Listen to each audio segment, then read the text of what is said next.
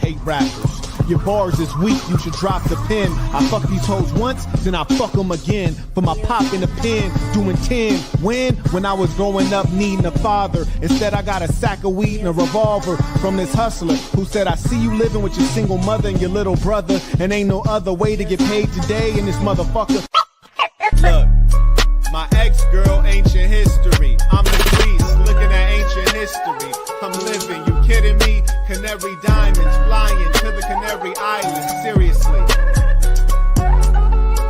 You need more bars? Dig. Dig this.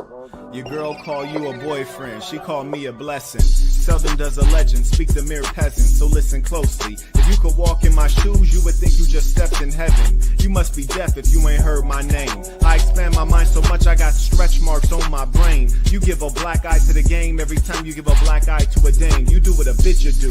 I grew up around killers who, when it's beef, they get deep as they self-quote what Hitler do. For the things you... Yeah. Who are you? I am Marquette Burton. Okay. Yes. I am many things. Okay. I would tell you my real life, but you would swear I'm lying. I wish you could see this fine Hawaiian I'm trying to fly in. She said she got vacation time. I said, go ahead, take it off. She's sitting on the plane. She said, I love you before she take off. Daddy's home. It's the big homie.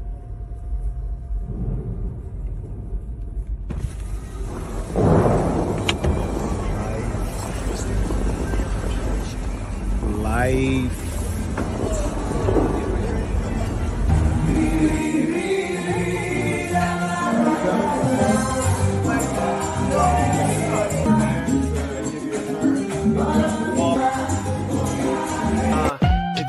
Find your girl, if you can't find your girl, that's cause she's on my nuts. In this crazy world, and I'm...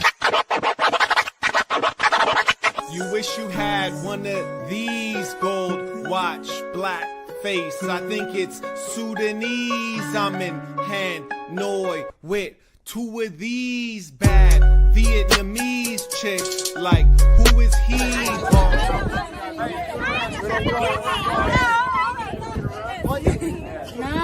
Na huyo anachitaje Instagram.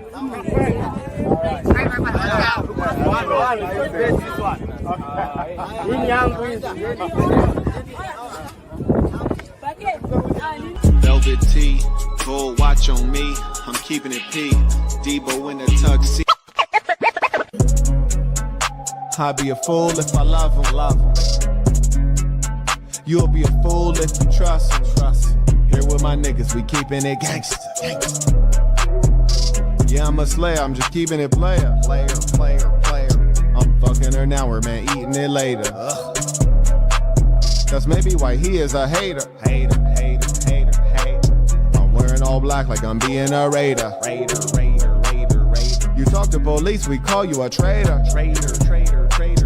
I'm running the city, they call me for favors. I'm running the city, they call me the mayor. It's getting political with me, my street presidential, she give me living. Quit banging my line, ho. Quit banging my line, ho. When you see me act like you don't even know me, ho. When you see me act like you don't even know me, ho. Come on, baby, get a clue. How you do what you do? How do you fall in love with me, but I'm not in love with you? Peace to the saints! Peace to the saints! Peace to the saints. Sure. Peace to all the saints. Peace to all the saints. Peace to the saints. You did. We don't need the nation. Yeah. There you go. Nation. Respect. Black. We out here. The saint and the sinner. You got from a pill.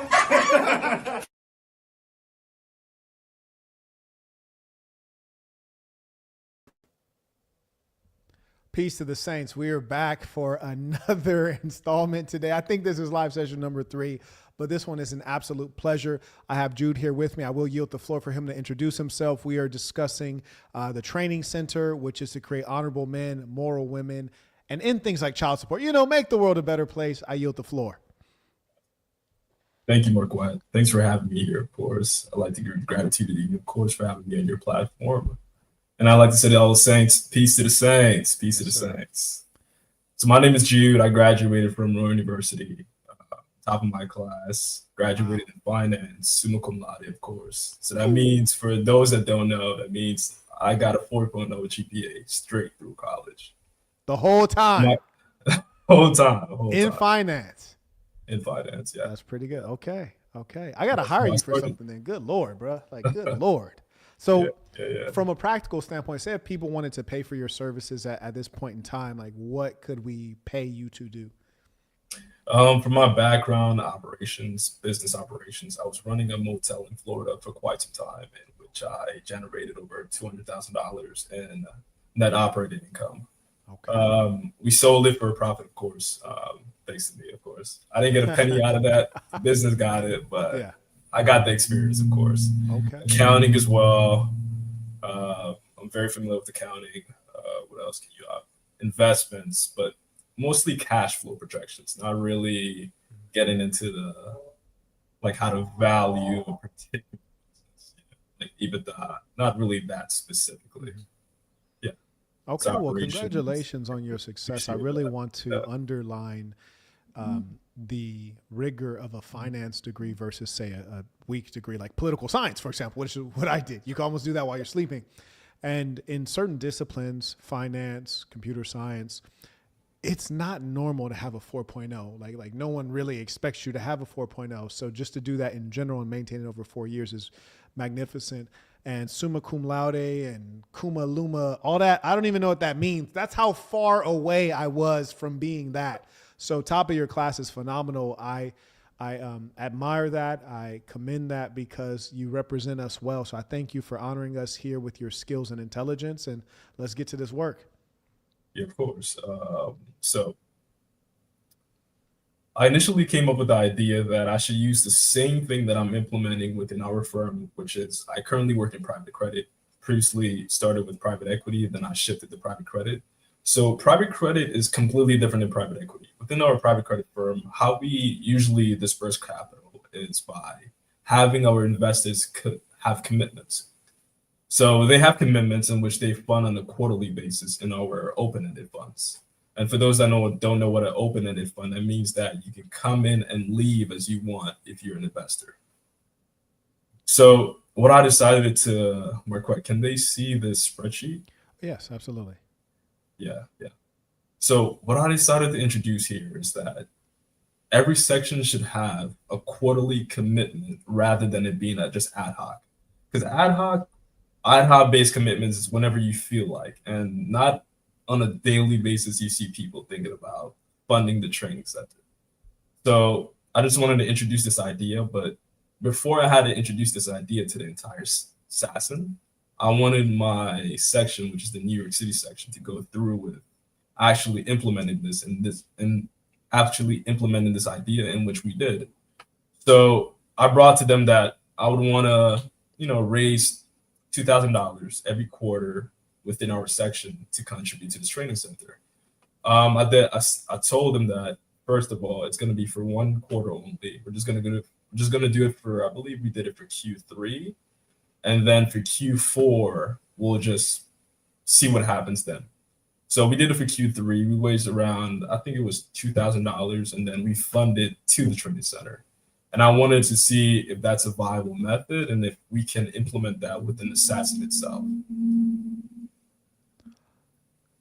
Number one, I appreciate you stepping up because otherwise it's just going to take a very long time and we don't want to lose steam. And most importantly, you're creating it in a way that allows us to better predict when we'll have certain amounts of capital. And then we can actually start reasonably taking on negotiations and making real plans to break ground, because I can go to, if need be, I could go to a bank, I could go to a builder and say, hey, we have this much capital. We have demonstrated a track record of bringing in this much capital per quarter, and these are our projections. So can we go ahead and get started and then push out the capital needed in tranches as you guys make progress on the actual build? And so I thank you for that idea, and I really commend you for it. I yield the floor. Yeah, so as you can see here, we have the training center, correct? So assuming our capital raise goal is 1 million, which is, to me, based off of the videos and what you proposed that we want to do, that's that's too small. I'd give it about a capital goal raise of 5 million, but just to start off, I'd say 1 million is like a minimum that we're gonna need to actually build this training center and sustain it before we can find other methods of funding, of course. So assuming the capital goal raise is the goal is 1 million. Currently we have raised about $41,311, and remaining is $958,689. So what I wanted to propose to the Assassin is that every section quarterly, we're going to have a quarterly commitment of around $3,000. And I can assume that I believe that every section has about over 10 people. And that's, in my opinion, $300 per month just for donating to a cause that I believe in, it's well worth it. It's like giving your 10% in tithes to your church that, that Marquette says doesn't really do anything for you. So what I can attest is that I rather donate my 10% here than to my church. So giving $300 a month, it's very nominal in my opinion. It's worth it, and I think that we can do it just based off of my count of every member within every section. So assuming every section has about 10 members, that's going to be $300 per member on a quarterly basis. So that's every 3 months for each member. And I believe that we can do it. And these are the list of sections that I have here, which is about 17 sections. I couldn't really tally up the virtual section because I couldn't get access to that one, but I could say that every section here definitely has about more than 5 people. Oh, absolutely. And I think a number of those sections have my fault. I think a number of those sections have well over that. And so there may be some sections that might be undersized, and there'll be other ones that are way oversized. Like we know Florida is oversized, Texas is oversized. We know that Assassin Virtual is oversized. So I think it'll be quite easy to do. Yeah. And so what I wanted to do, just based off the quarterly commitment, I wanted to project it. How much can we project each quarter for if we decided to implement this goal of ours, if we decided to implement this capital raise goal of ours? So quarter one, we should expect around $52,100 for quarter one up to quarter four. And that's about $208,000 annually. Although it's going to take us a significant amount of time to reach our goal, to me, this is a step forward towards getting there. And as you can see below, I give like a time frame on when we're going to reach our goal, which is 4.6 years, which we can take into months. It's 55 months. And to me, the goal reach date would be, and today is 2025, which is 2030, which is in 5 years. Actually, less than 5 years, 4 years and 6 months. Yeah. So that's when I assume that we can reach our goal based off of this capital raise method that I wanted to implement within Assassin. That's really, and I hope everyone's paying attention, it's very methodical and practical, and it's not overestimating what can be done. It's within reasonable bounds. And also the model doesn't take into account the fact that the sections will grow over time. So that'll probably be beneficial, which is probably a good thing to not take into account in case things are slow to start off. So I really appreciate how much time you put into that and the thinking behind it. And I'd very much so like to execute on it, and hopefully it goes faster. But the most important thing is that this is how you take like an idea or a dream or an ambition, and you put it into you put some real bones into it. So I appreciate that. This is very cool. And I know a lot of people, I hope that they're really taking notes on, what you put together, because this is how the real world operates, and this is how business gets done. And this is remarkably different than, say, for example, what people have seen with Dr. Umar, where they're saying, well, how much money did he actually raise total? Nobody knows. More importantly, how was the money allocated? How was it spent? And the neat thing is that you guys will know publicly, even the people who haven't donated and aren't really a part of this thing of ours, they'll know publicly how much the capital raise is, because you got this figure here. Let me enlarge this. You got this figure in cell C.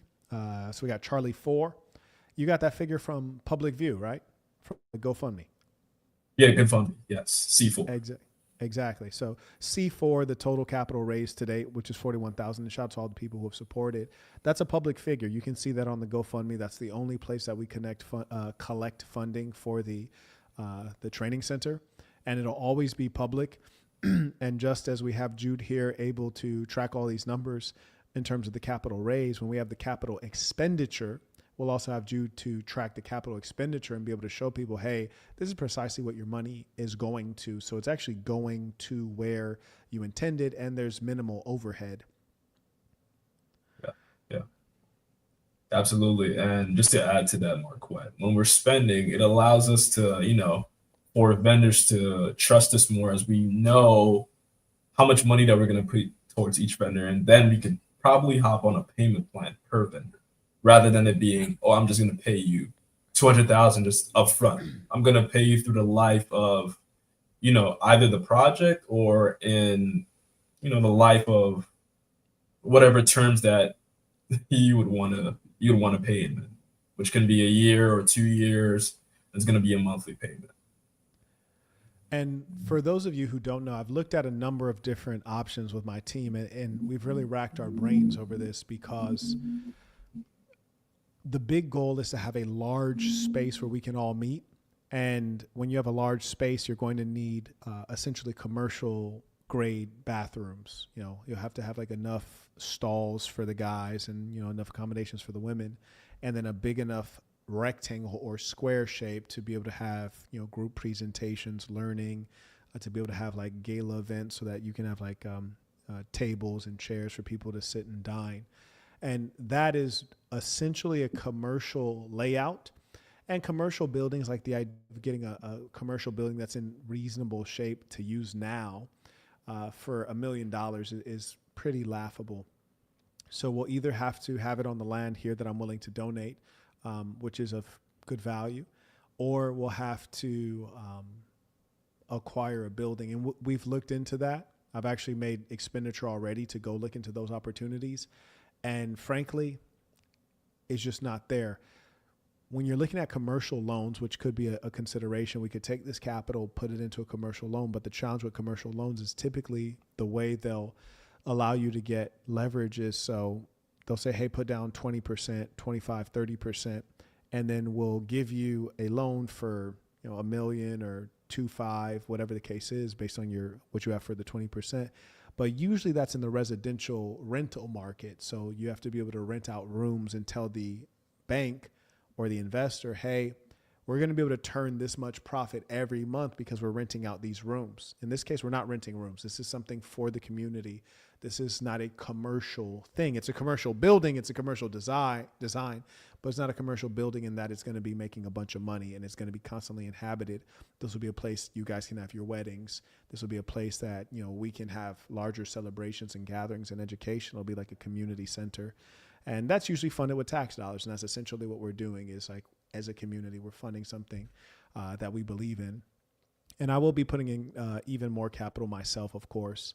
But it won't be, it won't be stupidly quick unless people step up and we promote it, and we intend to find new ways of doing this. But this is a great way to make sure that it can get done within reasonable time in a predictable way. I yield the floor. Yeah. And additionally, Marquette, so the method that our section used to funding to the trading center, every section has an executive, right? Someone that you can really trust in that it's vetted. So one thing I had to take into consideration in doing that, you wouldn't want to funnel money through someone that you don't trust. So when people commit their capital, they're going to send it on a specific date. So let's say tomorrow is the funding date for Q4. It's 10/16. By 12 p.m., everyone's going to have to send the executive the money, and then the executive funds it to the GoFundMe.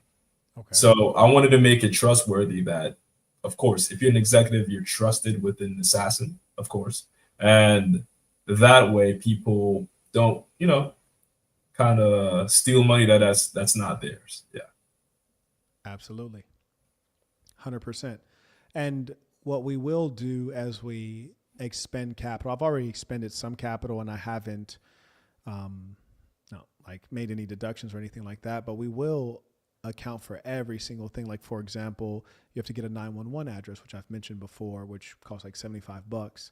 And we want to get down to the granular level so that when that column totals up, it will at the minimum be, it'll represent the figure that we've raised, and it'll probably exceed that because I was using some of my personal funds as well. But our goal is to create a new model. And some of the important things about our culture that we're sharing with the world is the honesty, the transparency, the predictability, always operating with writing. And then if there's a disagreement, then we can have arbitration within each other, and we're all reasonable men and we can come to an outcome. And that's what we want to bring to the world. I think one of the reasons that we would even have challenge in raising capital is because folks like Dr. Umar have soured the attitude of the public because they haven't delivered. And so we're excited to deliver. The building that we're going to deliver is not the building that we'll eventually have. We eventually want to have one of the biggest, most beautiful, ornate buildings that you'd ever see, one that's going to last the test of time. We want it built in stone. We want something monumental. But I truly believe that once we get started and you guys can see us delivering, or the public can see us delivering, they'll invest more deeply into this. And the good news is that so far we've delivered on everything. We've never had anything fall short of what we said it was going to be. And this will be nothing different. Yeah, absolutely.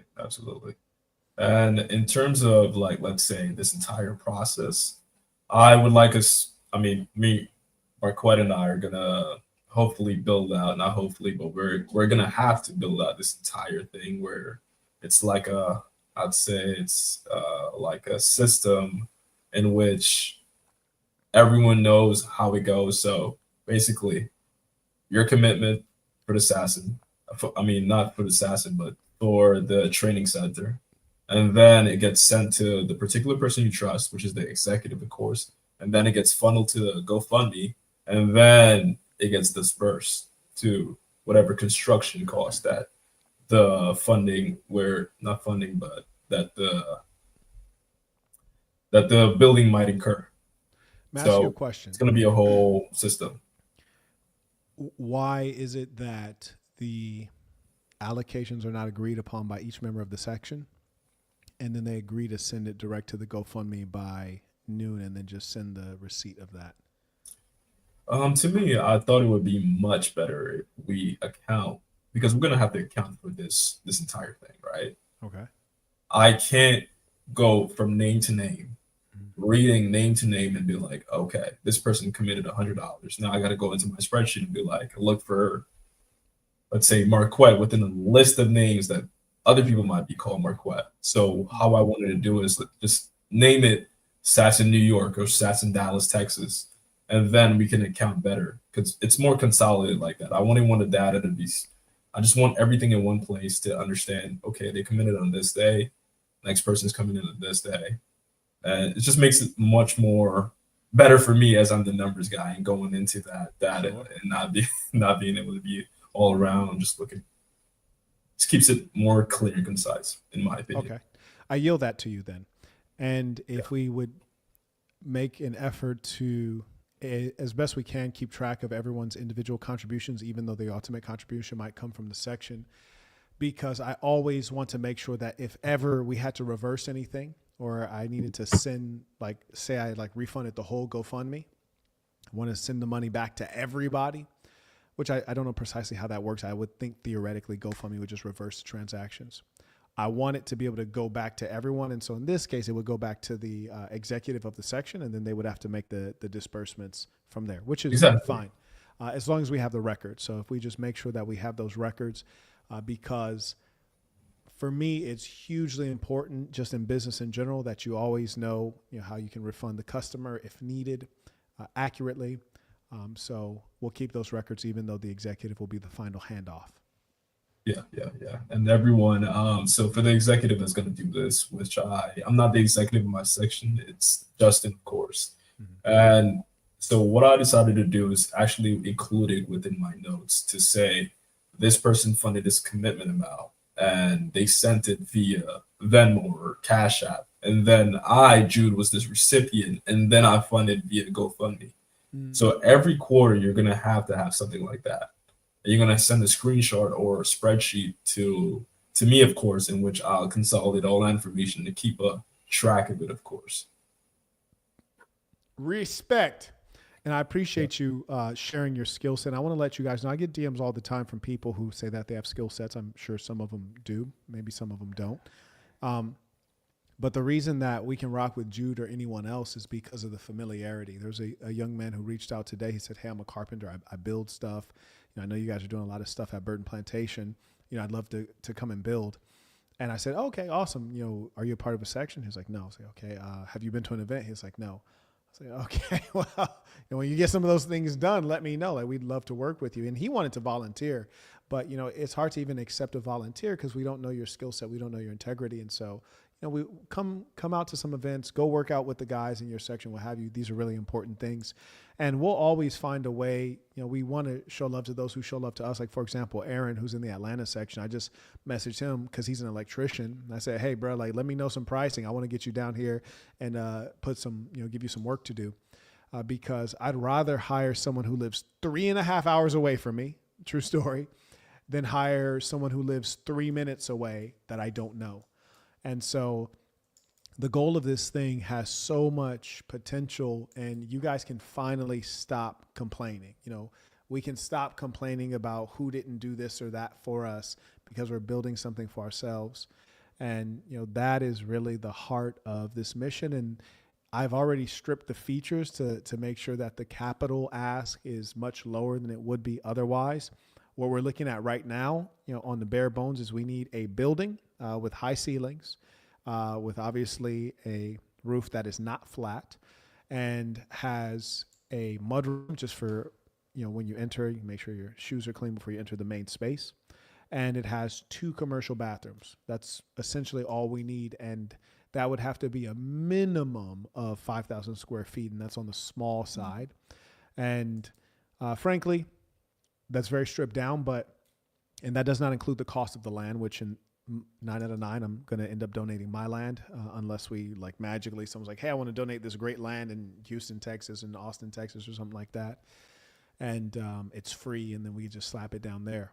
But the $1 million capital raise is not going to get us any of the goodies we're going to need inside of the building. It's not going to get us any beautiful finishes or furniture or anything like that.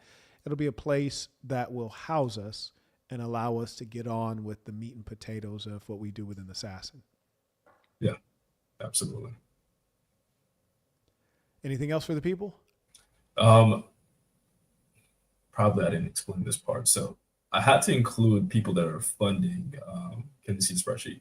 So right here, I had to include people that are funding rather ad hoc on a quarterly basis as well. So within every quarter, I'm going to account for that as well. I don't quite know how I'm going to do that yet because I don't know if anyone's funding through, let's say, clicking on an Instagram link or clicking on a YouTube link where you post your post. I'm not quite sure how that's going to work, but I want to account for that as well because, people are inspired that are not associated to a particular section. I want to be like, okay, you contributed. Thank you. So I haven't really thought about it yet, but that's mostly, that's down the line. As you can see, it's going to be very hard to account for that unless I have some kind of technology that can say, okay, this person funded via Instagram or. Well, I think you can write a pretty simple formula for that one. If theoretically, when you start the spreadsheet, your Charlie 4 value is accurate, and then we start implementing the raises that are going on from the quarterly contribution of each section, then all you would basically need to do is to have at the end of the quarter, the new Charlie 4 value would be that amount plus, the new Charlie 4, meaning the new total raised would be all of your sections added together minus the previous Charlie 4. Does that make sense? That makes a lot of sense. So how do you That is absolutely something that is completely intelligent. I don't have no idea how to think about that, but thank you for that. Yeah, that's super simple actually. Yeah. So my question which makes it completely more complicated, but how do you account for people that are funding via YouTube or Instagram, or that's just something that's going to be not worked out? It's just like, oh, people have funded additionally. Doesn't Right. matter where they came from. Yeah. We won't be able to track that to start with, but I think we'll probably evolve some methodology to do that. And also, I think that you coming as a great example of saying, hey, I have a good skill set and strong credentials to back it. And I want to offer my skills, and, you know, Jabrizi's here at the plantation as well. And we're going to probably come up with some stuff to do. But everyone who has a skill set, guys we know, we're familiar with, I trust that they'll bring forward their skills and say, hey, you know, this matters and I can contribute, you know, this marketing technique, or we can get you audience at our church, or we can get you audience with this social group or my country club. And I think that when people hear what we're actually trying to do and the kind of programming we want to run out of there, I think people will support it. And so I think that that shall evolve over time. And also, I'm going to be making a lot more moves around the earth, since there's a strong effort to censor me. Like you guys have been seeing, my live viewers have been historically low. I haven't seen this kind of live viewer numbers since I was like accidentally becoming a YouTuber, like back when I was still running a corporation and doing random lives from Erie, Pennsylvania, when I was at my office there. So I'll definitely have to get out in the world, and I think that'll bring us some new fresh blood that'll contribute. Beautiful. Great. Yeah, thank you for having me, Marquette. And yeah, that's all I wanted to present to you today. Yeah, I appreciate that. And, you know, I thank you for taking the initiative, for being persistent. And, you know, this is true leadership that you're exercising. And the more people who come with good skills, good credentials, initiative, and they come and get the job done, I want everyone to know, like, I didn't have anything to do with that idea. He came up with an intelligent idea on his own. He cooked up the spreadsheet, he communicated and engaged with his section, and he actually already got it done as well. Like, so like, it was not just like this, he actually already got it done. So that's phenomenal. And now we can apply this, we can scale it. And there's so many things we have to do with this global organization that we need to be able to scale. I didn't see SAS in Africa on there because we don't have SAS in Africa yet. And I want one of my saints who are in the continent of Africa. We're probably going to consider doing something a little bit different in Africa, but we need a footprint there. And we want to get together some sincere, ambitious guys who can really organize folks on the continent. As you guys know, I'm frequently on the continent. I will be there more. Hell, I might end up there as an asylum seeker at the rate things are going. But we do want that organized. So do engage me and we'll get it going. Jude, you have anything else? that's it, Marquette. Thank you for having me, of course. Peace to the Saints. Absolutely. Peace of the Saints.